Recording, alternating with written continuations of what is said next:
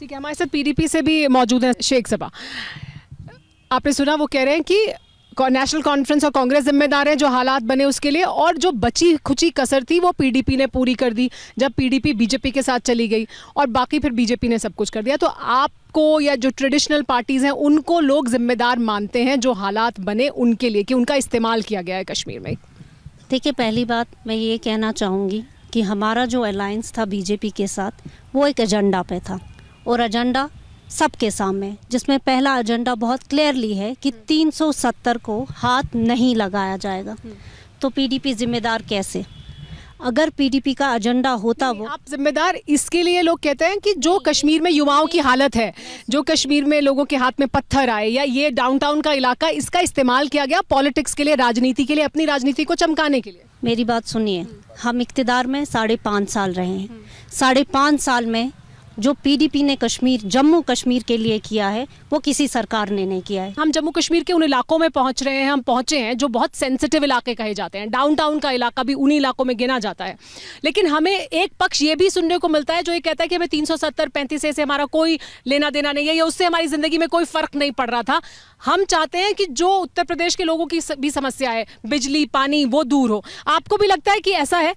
अभी भी लोगों के लिए जो रोजमर्रा की जरूरतों की चीजें हैं, यहाँ डाउनटाउन में पानी की समस्या है, पानी की समस्या हल हो, बिजली की समस्या हल हो, नौकरी की समस्या हल हो, या जो नैरेटिव राजनीतिक पार्टियां आपको देती हैं कि उनके मैनिफेस्टो को भी देख लो, उनके वादों को देख लो, तो उन वादों में सबसे पहले 370-35 से स्टेटहुड, लोगों के लिए कौन से ज्यादा बड़े मुद्दे हैं? जी, बहुत बहुत शुक्रिया मुझे मौका देने का, यहाँ अपनी बात रखने का। सबसे पहली बात जो है, मैनिफेस्टोज आज तक बहुत आए यहाँ पे, फिर देखना है कि उस मैनिफेस्टो पे खरा कौन उतरा। सबसे पहली बात यह है कि आज तक नेशनल कॉन्फ्रेंस ने इतने साल यहाँ पे हुकूमत की, पीडीपी ने हुकूमत की, कांग्रेस ने हुकूमत की, मैनिफेस्टोज आते गए, वो चलते गए, उनका टेन्योर जो है निकलता गया। अभी जो सबसे बड़ी नीड है अभी जो कश्मीरी पीपल की, यहाँ पे सबसे बड़ी जो ज़रूरत है वो अनएम्प्लॉयमेंट को ख़त्म करने की है, और दूसरी सबसे बड़ी जो है वो ड्रग एडिक्शन जो है उसको ख़त्म करने की है। और इस पर कौन आपको लगता है खरा उतर सकता है?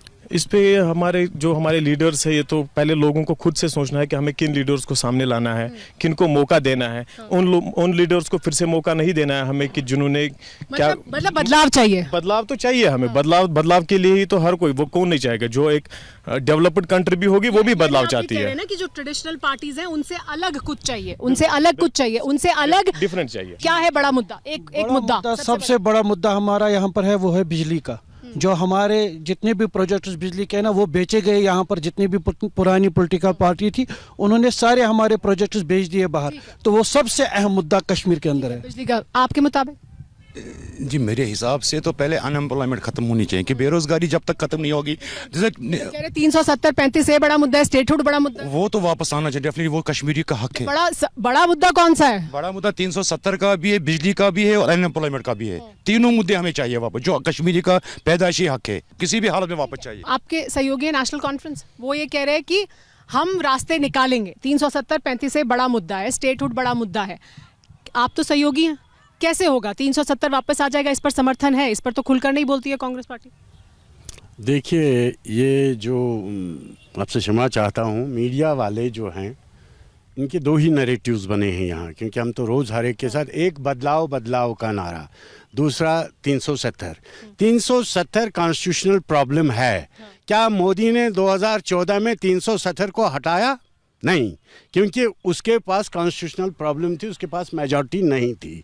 तो ये किसी भी वक्त, यही तो कह रहे हैं ना कि जब कांग्रेस पार्टी केंद्र सरकार में आ जाएगी, जब आपके पास इख्तिदार आ जाएगा, तो आप ये नेशनल कॉन्फ्रेंस का कहना है कि हम ये कोशिश करते रहेंगे, जब हमारे समर्थन की सरकार होगी केंद्र में तो हम बदलाव करेंगे। अगर आप आएंगे केंद्र में तो क्या आप ये करेंगे? मुझे मैडम बोलिए, हमें तो डिस्ट्रिक्ट बनाया गया, we are in UT, our farmers have last hope. परसाल टन्नू में हमारा मेवा जो है वो रुकाया गया यहाँ, they have lost each and everything. Our businessman are idle here, उनकी बिजनेस नहीं होती है। हमारी नारियाँ जो है, हमारी औरतें जो है वो सुरक्षित नहीं है। तो पहले सुनिए मैडम, पहले बात है कि यूटी के इस जाल से हमें कौन निकालेगा? कांग्रेस, नेशनल कॉन्फ्रेंस और any other party, even BJP also like, और सुप्रीम कोर्ट का डिसीजन भी है कि पहले हमें स्टेटहुड दे दो। स्टेटहुड के बाद जो बाकी चीज़ें हैं वो तो ऑटोमेटिकली मिलेंगे। 370-35 से बड़ा मुद्दा है, लोग चाहते हैं बदलाव हो, लेकिन क्या 370-35 से को ख़त्म किया अब वापस आ सकता है वो? क्या है कोई रास्ता, कोई है रोड मैप? देखिए, हमारी कोशिश होगी कि article 370 and 35A should be got back. कैसे करेंगे? देखिए, उसमें वक्त लगेगा, लेट्स नॉट फूल पीपल। इसमें मेजॉरिटी होनी चाहिए, स्टेट असेंबली। मंजूर कह रहे हैं कि नहीं हो सकता ना, तो ये क्यों आप लोगों को कह रहे हैं? ये बड़ा सवाल है ना कि लोगों को 100 क्यों साल लग जाएंगे, 100 साल इंतजार करेंगे। We have made it very clear that we will not go with BJP at any cost.